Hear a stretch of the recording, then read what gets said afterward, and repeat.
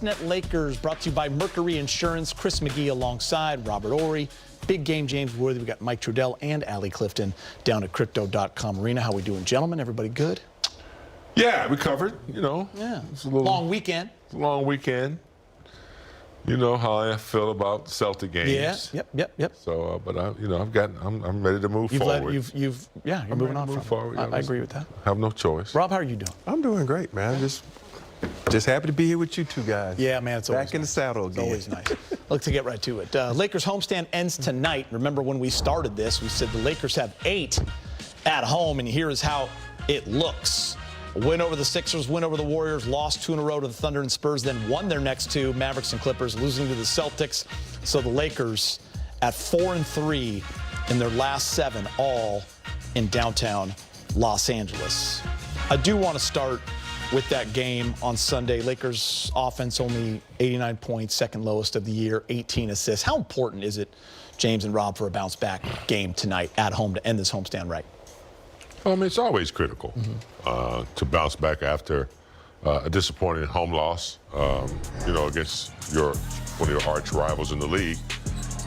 And, categories that you shouldn't be losing by at home. I mean, they gave up a lot of offensive rebounds, only 18 assists. Just didn't match the physicality that Boston was putting out there. Start looking for calls and things of that nature. That's when you kind of know you're off balance. But hey, got to bounce back and get that sour taste out of your mouth.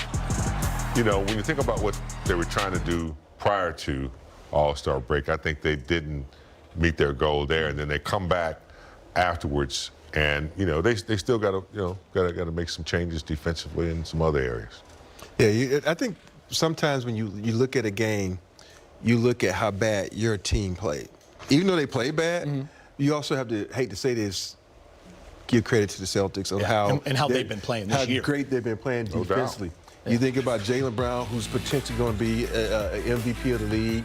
You think about White, how he's playing. You think about, even if you look at coming off the bench and the guys, Pritchard pretty much killing us off the bench by himself. What a game for him. And think about every shot he made at the end of a half or end of a quarter. It was just amazing. So sometimes you have to tip your hat to a certain team. And I think they came in, me and the Celtics, on a mission. And this is a team that nobody even had them even competing like they're competing. It was a punting year. Yeah, because of JT being out. But these guys, you got to give it to them. They played tough-nosed defense. And what I like best about this team on defense is they don't switch. To me, switch is a bunch of crock. It's a bunch of crock because that means you're scared of a person, you don't want to guard them. They take on the person and say, I'm guard this dude, and I'm going to make it a difficult night for me. And I wish more teams, especially us, would do that, because if you're assigned to someone, I want you to take pride in them and lock them up and don't switch. I agree with you, Rob. But they're good coming in. I think they won like 7 out of 8 games or something like that.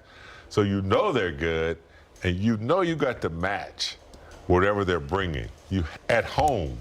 I don't care how good they've been playing. Yeah. When you come in my building, I at least want to match your effort. I want to get more than 18 assists. I want to not give up a lot of offensive rebounds. I give Boston all the credit, but man, I want to see some force with force, man. You're in my backyard. That is so true. You got to meet force with force, and you got to sometimes punch first. It's going to be a physical game coming in. Yeah. How they play. All right. For more, let's check in with Mike Trudell. He's joining us from Crypto.com Arena. Michael, how we doing, buddy?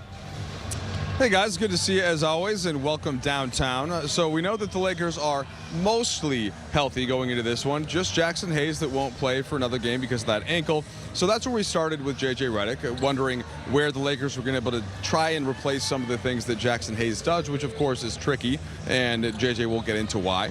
And then also, what does he expect to see from this Magic team, down a couple of their key players, but yet playing some good basketball out of the Eastern Conference? So here's J.J. a couple moments ago.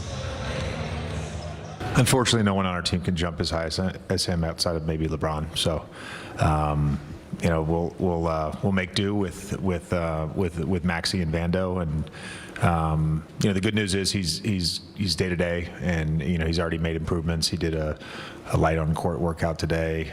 Still dealing with a little bit of pain, but we hope he's going to be back this week.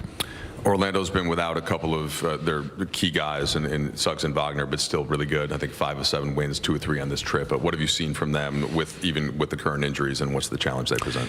Well, Bain's playing at a very high level right now, shooting really well, ultra aggressive, and I think really that's all of their guys right now in terms of the aggression level to drive and touch the paint, and that starts in transition with them.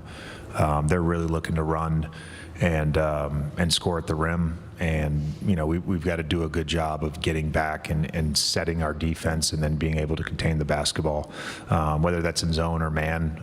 It doesn't, there's no difference. We got to protect the paint tonight. We spoke to Luke Kennard yesterday, and he's kind of shared with us that he feels pretty comfortable rather quickly. What have you seen from him that's allowed him to get there? Yeah, actually, I was just meeting with Luke. Oddly enough, that you asked that question. He's a really high basketball IQ, and he also is what I would describe as like a complementary player in the nicest way possible, meaning that his game is easy.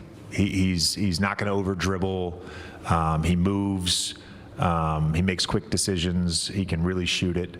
And so, he even said to me, he's like, I feel like wherever I've been able to integrate really quickly. So I think maybe part of it is the fact that he's had a bunch of stops, and this is not a new thing to him for joining a team that he hasn't been a part of, and he's been great. He's played really well so far. All right, so there's J.J. Redick and a couple of important themes that he touched on, but certainly I think the Lakers just have to have the relevance and the knowledge of what just happened in the last game, how they lost to Boston. No matter who the opponent is, we'll see if they come out with a certain fire, trying to get that feeling out of their bones after the tough loss. All right, back to you, Geeter. Thanks, Mike. Appreciate that key word, fire, right there. That's a great point. Lakers have lost 3 straight to the Magic. Magic are currently fighting for their playoff lives to get above the line. They're in the 7th spot, a half game out of the 6th spot. Philly is there in front of them. It's another tough matchup. No Wagner tonight, but you do have Desmond Bane. You do have Paolo Banchero. James, what do you want to see coming off that game that just left a bad taste in the mouth? What do you want to see different tonight? Come on, man. Energy. Yeah. Plenty of it for 4 quarters. Get a lead. When you get a lead in the NBA or any sport, in my opinion, that's when you turn on the afterburners. You really play like you're down 10, and they've been guilty of giving us some leads. Look, teams are good enough to come back in this league with the 3. It happens, but I want energy, effort, and I think when you have those 2 things, pretty much the game will take care of itself after that. I'm going to add smarts to that because you just mentioned the cross-court passes that they try to do. You got to have the energy, the effort, and you got to play smart. There's so many times where we go out, we make a play, and okay, we think we can do it again, and the other team is smart enough to say, oh, we're not going to allow you to do that again, but you still try. So you got to be smart, because playing smart will cut down on the turnovers. Smart will get you easy baskets. Smart will make the game so easy that you don't have to look back and say, okay, we got to fight for this, or have that clutch moment where we like the best team in clutch moments. I don't even want that acknowledgement. I'm like, I want to be beat team so bad that we sit on the bench chilling. Sort of like what old boy does in OKC. He don't even play in the 4th quarter sometimes. Yeah, Shay. And that's what you have to have. You have to have the killer instinct. And when I watch the Lakers play sometimes, they think when they're up 12, it's open. They start smiling, joking, laughing, having antics. I need you to be locked in. You want that push to 20. I want you to be locked in and just go ahead and knock them out the box. Yeah. All right, guys, look out, Luka. Marcus Smart, he's coming for you. He's been working on that trick shot skills before Lakers take on Orlando Magic tonight at Crypto. Plus,